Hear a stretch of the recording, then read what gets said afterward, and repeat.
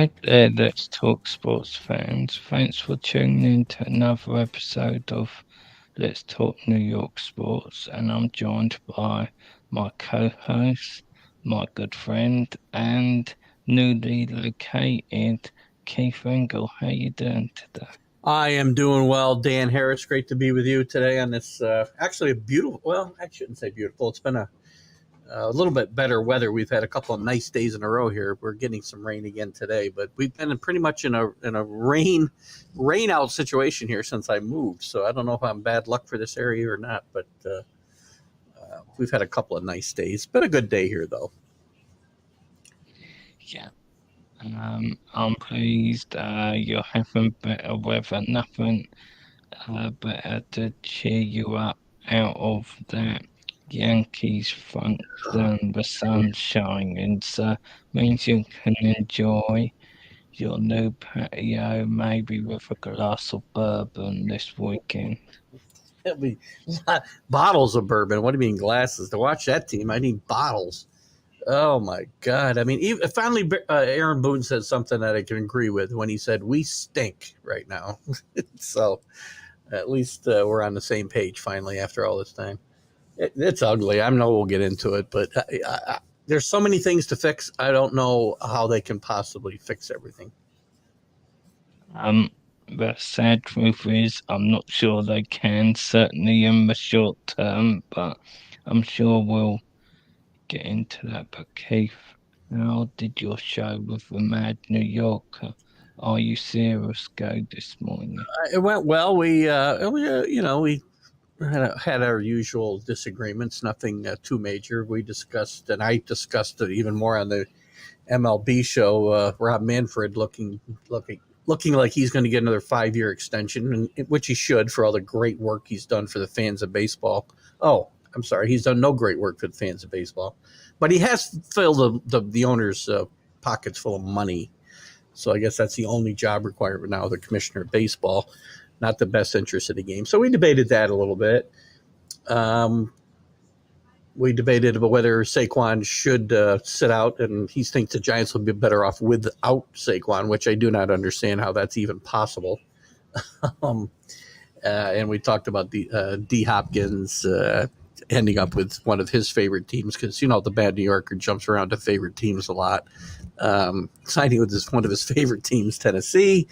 What else did we talk about? One other topic. Oh, Otani and where he may end up and why the Yankees and Mets should not be interested in Otani.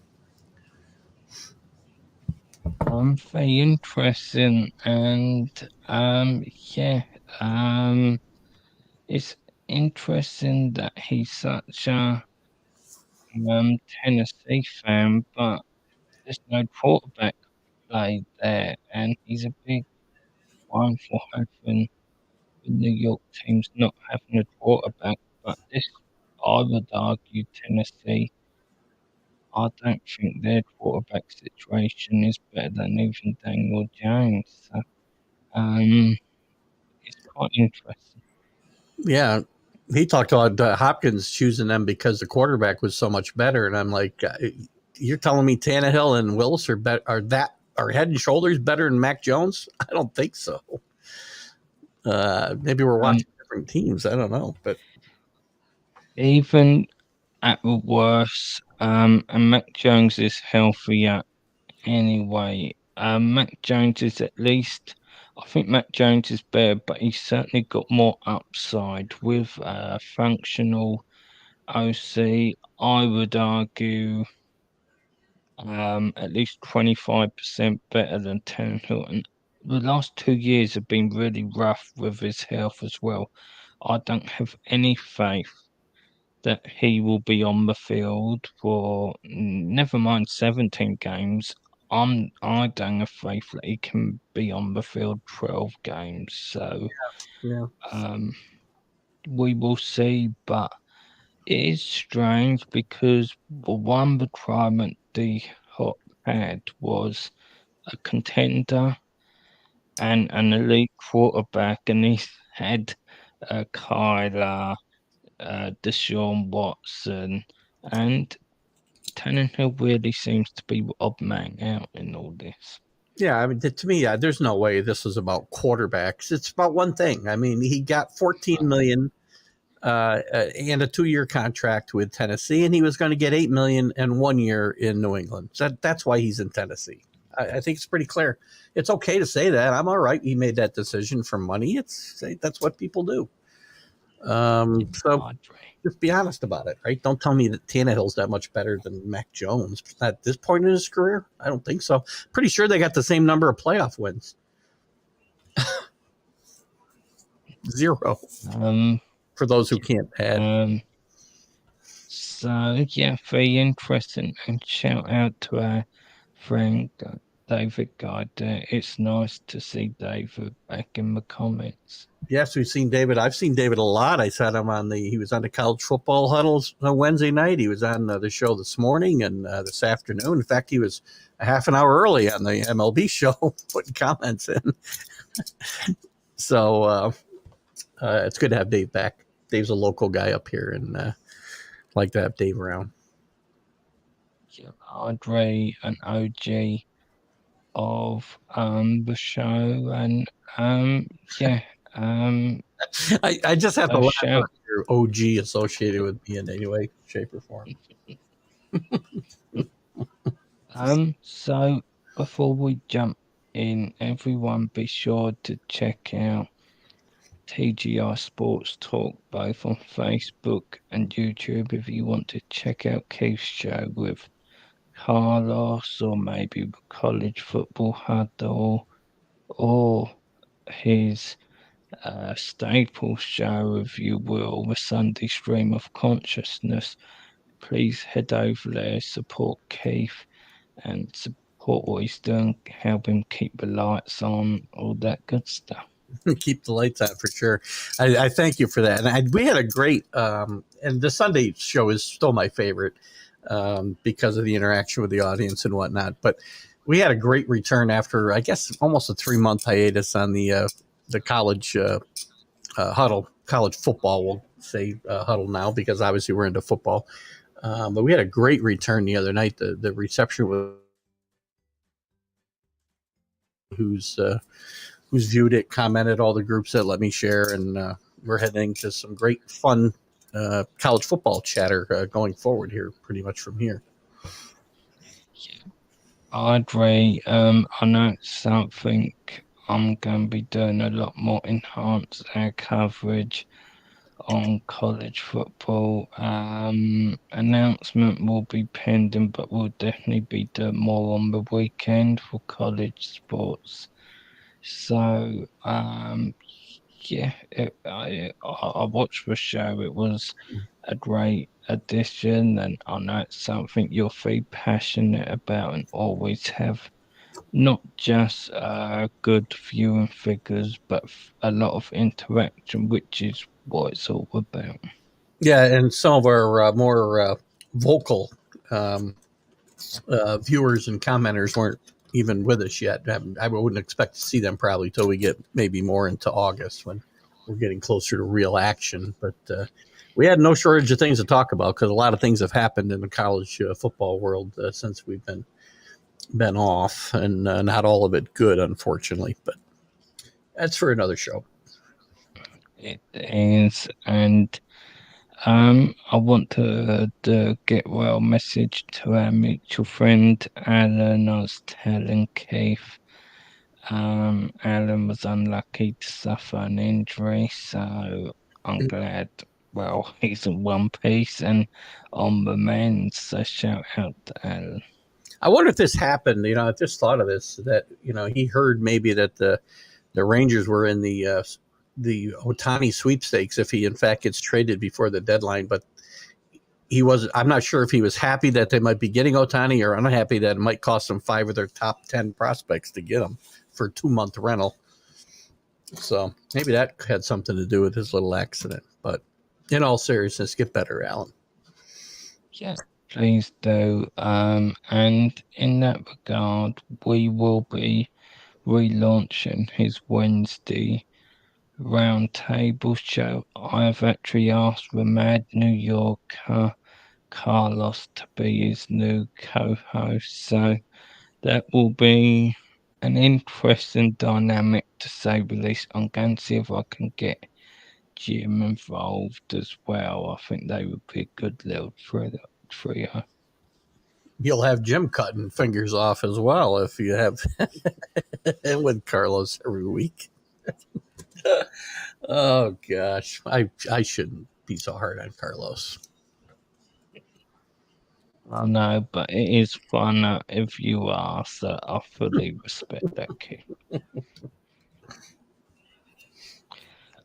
Uh, so Keith, we talked the Saquon situation last week. We're negotiating windows gone for people on the franchise tag, and it was not a good week for running backs. But I think we probably could have predicted this, and it could get slightly messy. What's your take on what's going on with Saquon at the moment, Keith? As we discussed and I've talked about in other places, that this is a perfect commentary on what the league coaches, general managers all think of running backs, that they're interchangeable and that there's no reason to invest that heavily in them. With that said, there's a system in place, and he has a right not to accept the terms that the Giants gave him. They have the right to franchise tag him. He should play this year under the franchise tag. He shouldn't sit out. Due to the collective bargaining agreement and the way that things run in the NFL, he should play for what that tag is, which is not peanuts. And I understand he could get hurt. Take an insurance policy out on yourself, go out and have a great year, and then hit the open market. The Giants are not better without Saquon Barkley. They're far worse. I don't care who you put in there, unless you're go reincarnate Walter Payton or something, which isn't going to happen. So to me, both sides are losing here, and I don't want to see Barkley sit out the year because, number one, the Players Association, as I said, agreed to the process that's in place, the franchise tag and all of that. So he should accept that if he has to. And also, it doesn't behoove him to sit out the year anyway because he's not going to get better not playing football. He's going to lose a year of his career, and that's not going to be helpful for him. It's not going to be helpful for the Giants. It won't be helpful for the fans in New York. So now that it is what it is, suck it up and move on. Yeah, I agree. I mean, I know I spoke about this on a few shows. I know some people said, will he sit out? But the thing is, if he does, that's money you'll never get back. And the whole point of this is the window to get paid is so short. So I don't think, look, you can argue he's been dealt a crappy deal, but it's only going to make it worse. I think you get the payday ball out and hope that someone pays you. The thing about with a running back is only chance I got of being paid is with their home team in most cases because it's normally more loyalty, what they have done for you, what makes you pay them, not what they will do for you in the future. Everyone says pay running backs. They've been dealt a raw deal, but um, Allen's team, the Cowboys, is a prime example. The fans were pounding on the table Mm-hmm. to pay Zeke. His production went down, and who was demanding that you either cut him or get him to take a much lesser deal? The fans. So it's funny how life works that way. So look, everyone's looking at the Giants, but in 2 years' time, their own fans will probably be literally shouting for him to be released. So it's a vicious circle, if you will. It is, and you look at the way running backs are viewed today. Maybe it isn't fair, and maybe guys like Saquon should be viewed differently. I mean, he does do more. Guys like him, McCaffrey, they don't just carry the football, right? They carry a lot of the offense. in total. So maybe they shouldn't be lumped in with running backs in general. But this is a cyclical thing. I mean, the wide receivers are getting the money now, but there's a lot of wide receivers coming out of college because the way the college game is played so much like the pros today. That didn't used to be the case. We're going to have a proliferation, and we already do have a proliferation of wide receivers coming out of the college ranks yearly now. So you'll see this probably change the other way here in another 3, 4, 5 years. And I'm not soon enough for Saquon, obviously, but where running backs will be valued higher than wide receivers just because there's not a glut of them the way that there's been recently, and they aren't as interchangeable. As long as the game's played the way it is right now, this is the rules you have to play with. And speaking of Alan, Alan is with us. It looks like, and Alan, I'll repeat that. I hope you're feeling better and keep your fingers away from the power tools. Yeah, please stay safe, Milan. And I was having a talk on my Wednesday show with Bo from Seattle, and he was mentioning, unfortunately, the market's going go down even more because the likes of Saquon Jacobs will probably hit the market, maybe even Derek Henry. So Good the point. guys, and even if they get paid, the guys underneath them won't, so they'll bring the price down. Yeah, and look at it, as long as quarterbacks and wide receivers are eating up the bulk of the cap and defensive tackles and and cornerbacks, right? That's where the money's getting spent. So, that'll change at some point as the game changes again, because it continues to evolve. But right now, the running backs are not on the top of the pecking order, and that's just the way it works. I mean, who said it? It was Henry, I think, who just said, take the running backs right out of the game. Well, that's just silly, but it's not like you're making peanuts here. Yeah, I'd agree. And look, some people overreacting because I think we've all seen that graphic about our running backs are averaging less than kickers, which, as um one of Jim's co-hosts brought up, he posted in the group. That is wrong because they are adding up every single running back in the league. There's only 32 kickers, Yeah, that's not. so that is it's flawed logic, That's adding up like work. the I'm not a special math. team guys and whatever. Absolutely, I'm not a math major here, but there's a lot more running backs in the league than 32 kickers. So come on. Yeah, I agree. I mean, if they added up the top 32 running backs versus the kickers, then I'm game, but that doesn't fit the narrative. No, Is because correct. then the running backs would be much higher paid than the kickers. So yes, if you want to tell the story you want to tell, then you don't let the facts get in the way of your good story. So Yeah, I agree. And um, so something Bobby G, one of our contributors, brought up is he has a belief that the receiver market might be next, and it's something you did alluded to because we've seen a glut of second and third round receivers coming out, and whereas the receiver market's sky high, there'll come a time where front office think, hmm, there's a lot of receivers in the draft. We're paying um average receivers 18, 20 million. Why don't we just one and done them rookie contract and not bother pay them? So he feels that they're the next one what's going to pay the price. I don't. Yeah, as I alluded to earlier, I mean, there's a ton. I mean, you're starting to see wide receivers go even earlier in the draft than where they've historically gone higher. Plus that glut you get in the second and third, and even later. And at sooner or later, when when there's more people in the market than the market bears, then the prices are going to go down. That's just the way it works. Um, So again, this will be cyclical, and the running backs at one point will be getting paid more. And again, the way the game is played makes a difference too.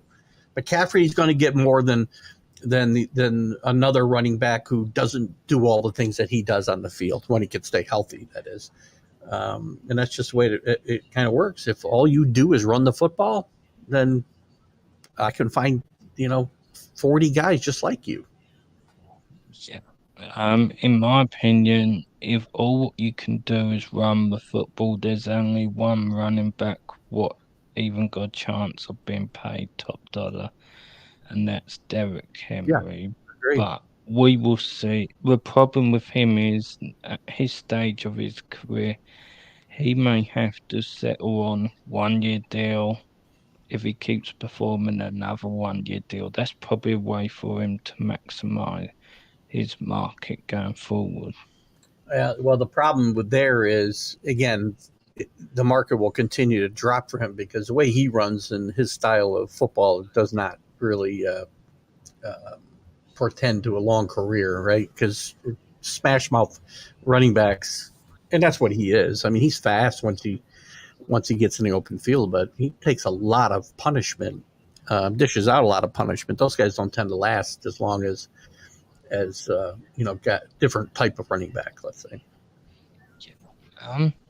So before we move on, I read an interesting article what suggested will this have an effect on kids taking up the sport where maybe they look to become, say, a slot receiver rather than a running back? Do you think they'll have an effect, or as you're just playing the game for fun, you're not necessarily looking at it as a business opportunity? And by that point, it's either too late or let's be honest, before you've made it to the pros, even that first contract you look at as it set you up. You're not looking at it as 6, 7 years in, I might not be getting paid top dollar. So I don't think you'll necessarily have an effect, but I do find it an interesting argument.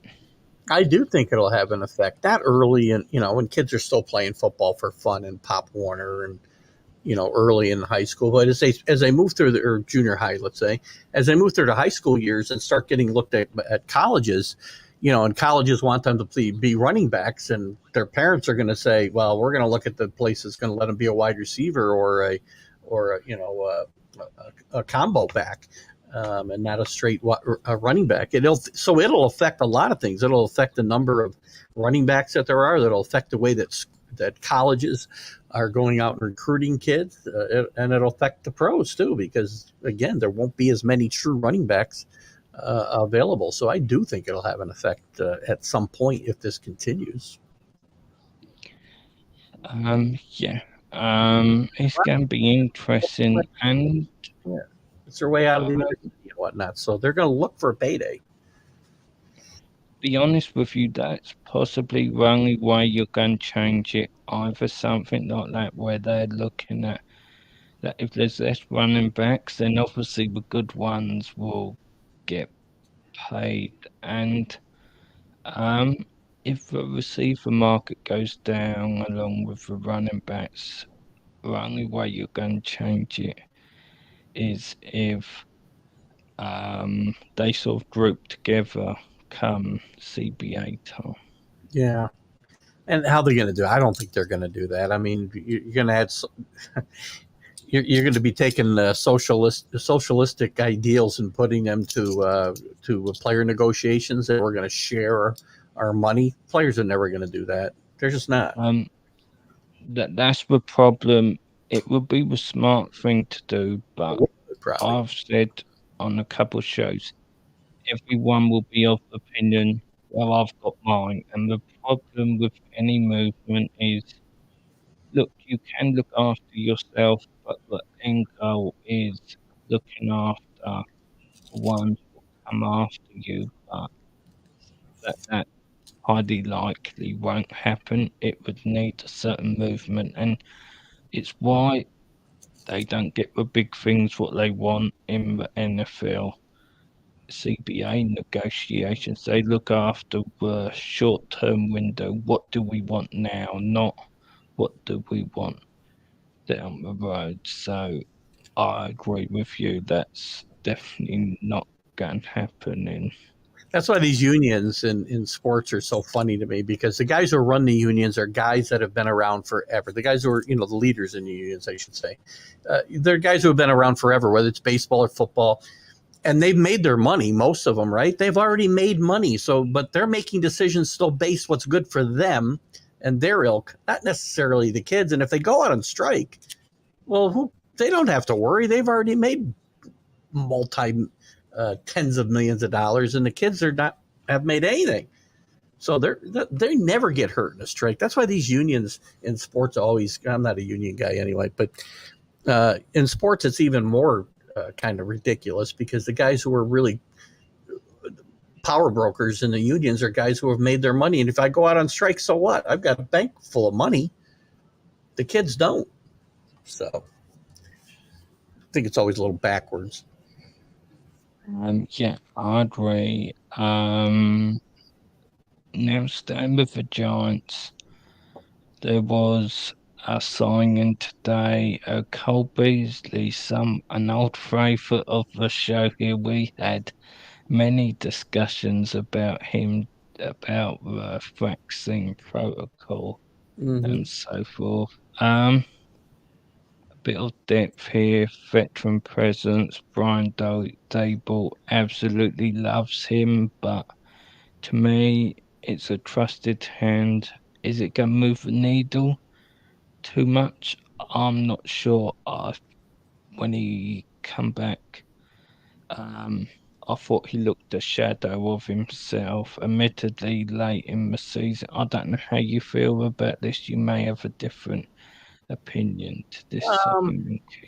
if Cole Beasley has something left in the tank and he's close to the player that he was at the top of his game when he left the Cowboys and was first with the Bills, then I think he's somebody that can help the Giants offense, because it's another guy that Daniel Jones can look to move the chains. Right, he's not a game breaker, but he was a competent receiver, good hands, and could help move the chains and move the ball down the field. And if he's close to that, if he's got that type of ability still, then he can help this offense. If not, I don't think this is any kind of huge gamble for the Giants in the signing. So I think it's a win-win situation for them. And he's the type of guy, quite frankly, that I don't think the Giants have really had that kind of safety valve, if you will, for Daniel Jones in the past. And again, if he's close to what he was, I think he could be a good contributor and a help for Daniel Jones in this offense. Yeah, I agree. And we want Cole Beasley, the receiver, not the rapper. Can I just say he needs to stay switched on? Um, I don't think and great job there, Cole. yeah, definitely not. So, yeah, we will see what he has to offer. But the reality is, it's a dart throw. If it doesn't work out, very little cost to it. But they're at the stage of the season where they're seeing what they're lacking, and obviously he's someone they've worked with before, and they feel he can offer something to their offense. Yeah, I think it's a good roll of dice. Nothing to lose here. Yeah, I agree. So the New York Jets Hard Knocks is coming. We talked about that last week, Keith, but what was your opinion on the news what broke this week about the cameras wouldn't be filming when players were cut at roster cut down, because it got a lot of attention, but from someone what knows the team, it didn't really surprise me. I didn't think that was something they'd be on board with. So, what's your feeling on this, Keith? Well, I don't know that any of the teams that have done Hard Knocks have necessarily been in love with this part of it, right? I mean, people who watch, that's what they want to see, right? It's train wreck TV, and people want to stop and watch an accident. I mean, that's just what they like to see. It's human nature, unfortunately. Um, so it is one of the things that the show offers that the casual viewer wants to see. Do I? And I do think it's kind of a personal thing, and I really think it might be a little bit of an encroachment to go that deep into this anyway. And I think the Jets are probably right eared if they're able to maintain this stand. I don't really know how much they can say no to be honest with you, right? You couldn't say no to being on the show, so there could be other things that the league and HBO has creative control over, if you will. I mean, reality TV, which this is theoretically, right, stops being reality as soon as the cameras are rolling anyway. In my opinion, it's not reality TV anymore. So again, I think there's part of this is scripted stuff, and the way they edit things make things look a certain way. So I think HBO is going to have a certain amount of say in how much of this you may or may not see.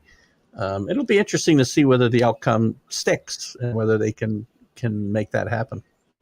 I don't need to see it myself. I really don't care. All I need, I know it happened. I mean, you see it once, you've seen every time. Why do you need to see it? Waiting for a guy to break down and cry? I don't know why people need to see it in the first place.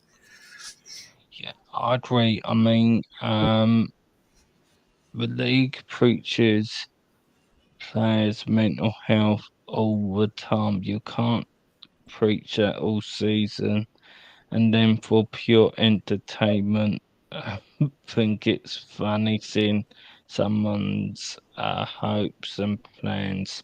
There's some guys what would never have a chance again to make a roster. So the two things don't necessarily play into one another. No, you're absolutely right. But now, with that said, I think what I would like to see if any of Aaron Rodgers' guys get cut, I'd like to see him being told they were let go. That might be interesting TV. But That's, I get that, Keith. And to be honest with you, let me call it how it is. Everyone knows what's going on here. Whereas it is a respect issue, some of it is, yes, they are making the Jets do the program, something they didn't want to do, but anything what they can cut off and not do through contractual negotiations, they won't do that. They're kind of saying to the show here, we may have to do it, but it don't mean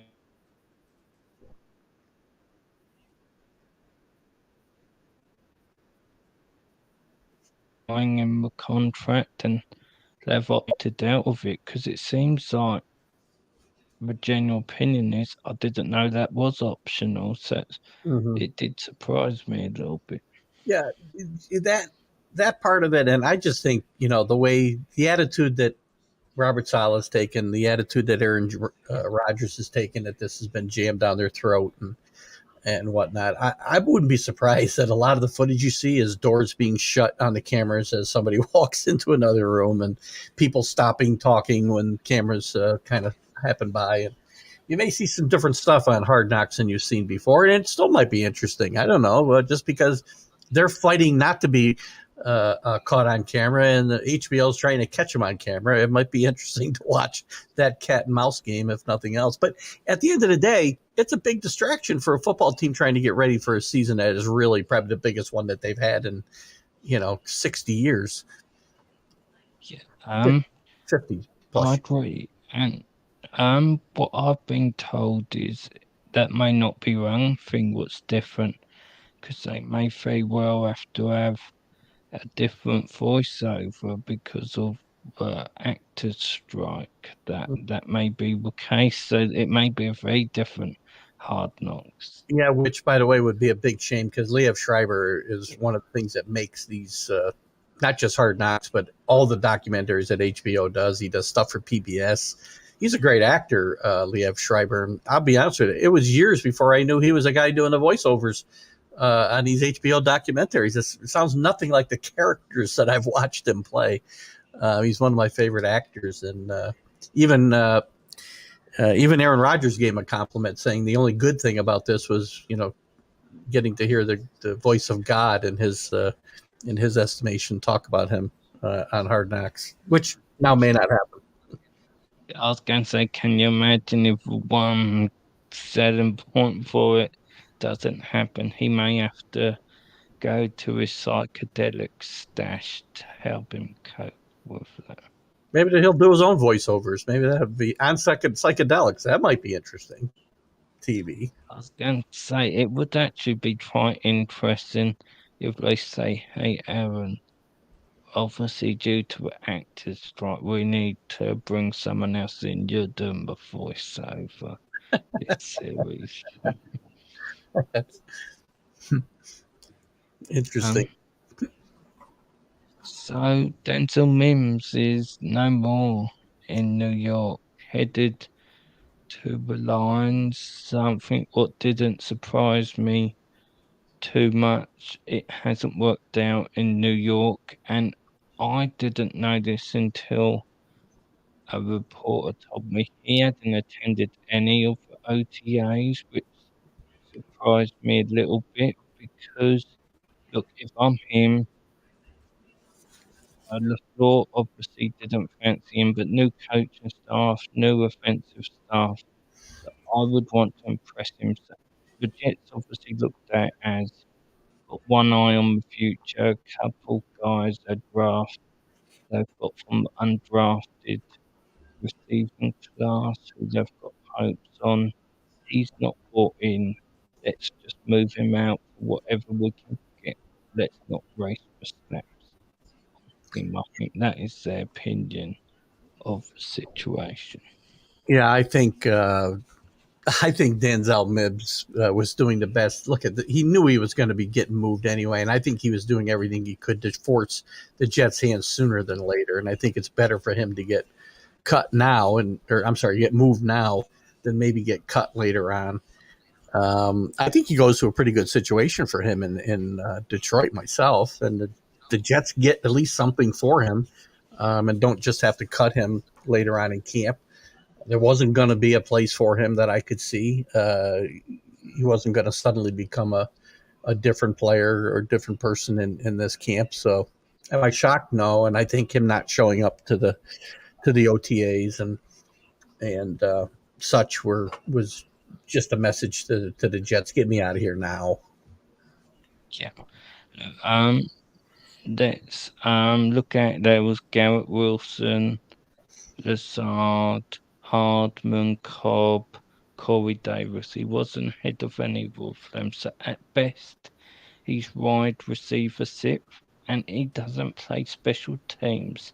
So he highly likely wasn't even going to get that. So he goes to the Lions, and he's probably the biggest beneficial of the suspension brave due to the sports gambling because it gives him an opportunity while they're short-handed, loss of Jameson Williams to find himself a role last year of his deal because I do think he still has a potential to be the wide receiver 3/4 deep threat guy, throw it up, and he just contests the catch and gets it through his athleticism. I think his opportunity to be that wide receiver two guys probably gone. So I think he's probably going to be that sort of physical deep threat and an offense what could have an opportunity to catch fire this year. So look, it's now or never for him. If he looks substandard with the Lions, then his opportunity is running out in the league. Oh, definitely. I mean, he's not going to get a better opportunity, as you just alluded to, Dan, than he's getting now with the with the bodies that are missing from training camp for the Lions, not just training camp, but early in the season. So this is his chance to redeem himself and show another team, if it's not the Lions, once they get back to full strength, that he can be a productive NFL wide receiver. I'm just, it's now or never, as you said. So put up or shut up. So let's talk New York Yankees. We won't stay too long on this. My Careful your own booze. mental health. But not getting any better here in New York. So, you alluded to earlier, it feels like it's getting to burn even. It's certainly getting to the fans, but it does. He looks beat down, to be honest with you. Other seasons where there's been struggles, he's been quite defiant, still had a certain amount of moxie, but I might be wrong. I don't know if you agree, but he looks not far off a broken man, certainly beat down and almost admitting defeat a little bit. Definitely his last post game press conference on Wednesday night after or Wednesday afternoon, whatever it was, when they lost the third straight to the Angels. He did look broken. That's the worst I'd ever seen him look. The worst I'd ever seen him sound. Um, he looks defeated, which is not how you want your manager to look. But again, at least he's there telling the truth. And one of the problems I've had with Aaron Boone over the years was, him always never holding guys accountable. And he's not necessarily calling guys out here, but he's clear. He says we stink right now, and if we don't get better, that we're in a lot of trouble. And I don't see, and I also think he knows, which is why the Yankees won't do what they should do, which to me is sell.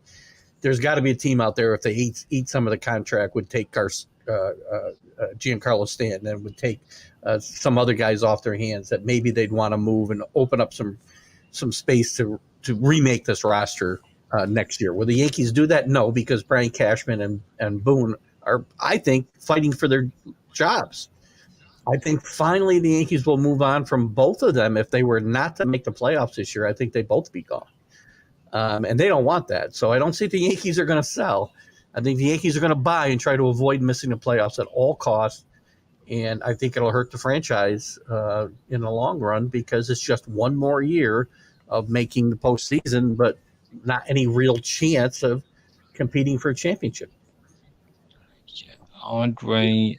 I think. Personally, what I'd like them to do is look at the bigger picture, move out some of the pieces what aren't going to be, maybe get some younger players to stock up. But I think they'll do what they always do, bring in some pieces what they think can win now. Probably won't be the best contract to take on, and it'll be the continuous circle what they've always done the last 3 or 4 years. Yeah, and no matter what they do, they trade for a pitcher, he's going to get hurt. I mean, that's what happens. Where's Manti? I haven't seen him. Is he even around anymore? Is he? Again, think about the moves that Cashman has made at the break, or I shouldn't say at the trade deadline, and even in the offseason, the last 5 years, 10 years, almost all of them have come back to haunt the Yankees in one way or another. Stanton's contract is just an albatross around their neck right now. Um, and then Rendon, I think he showed you exactly why. I know it didn't happen in New York, but exactly why I didn't think he was a good fit for this city.